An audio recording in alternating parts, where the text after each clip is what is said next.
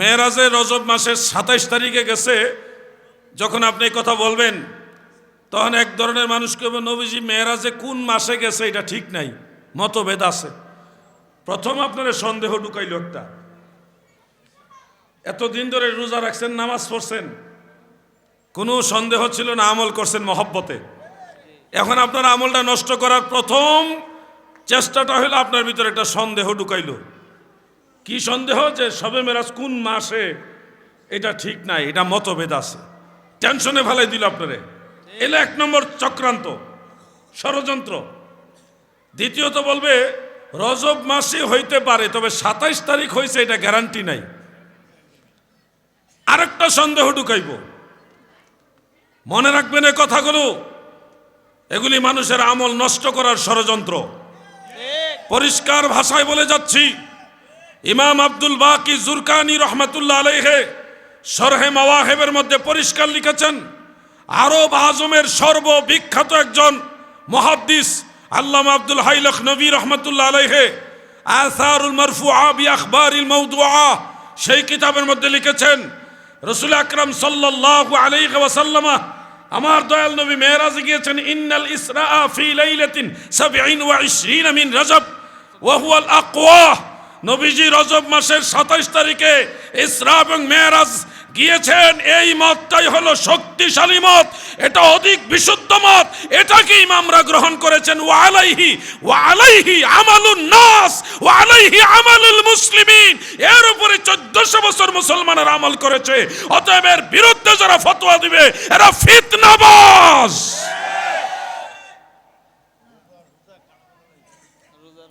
যাক, রাজনৈতিক সাইডে যাচ্ছি না।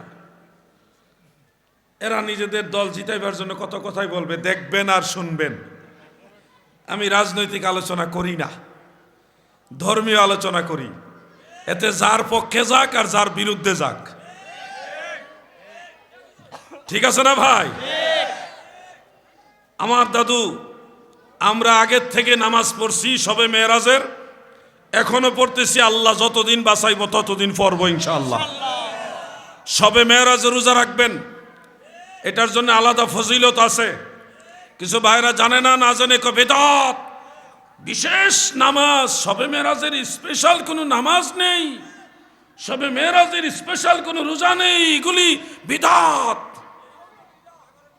মনে রাখবেন ভাই আমার, কিতাবের নাম শুআবুল ঈমান লিল বাইহাকি, আরেকটা হলো ফাদাইলুল আওকাত লিল বাইহাকি। দুইটা কিতাবে হাদিস শরীফটা রয়েছে। হাদিসের সনদের মান হাসান। আমি বলিনি, ইমাম বাইহাকি নিজে বলছে। ইমাম বাইহাকি নিজে বলেছে হাদিসের সনদের মান হাসান। সহির একটা প্রকার হলো হাসান। সেই হাদিসে কি আছে? আমার দয়াল নবীজি বলেছেন, ওয়ান সালমান আল ফারসি রাদিয়াল্লাহু তাআলা আনহু ক্বালা ক্বালা রাসূলুল্লাহি সাল্লাল্লাহু আলাইহি ওয়াসাল্লাম ফি রাজাবিন লাইলাতুন ওয়া নাহারুন।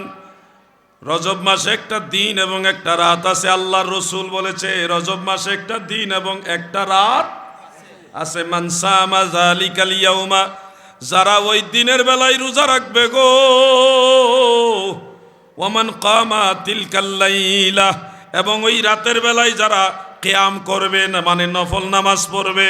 আল্লাহর নবী বলেন এই এক নামাজ আর এক রোজা, মানে এক রাতের নামাজ আর এক দিনের রোজা 100 বছর নফল নামাজ, 100 বছর নফল রোজার সমান সওয়াব হয়ে যাবে।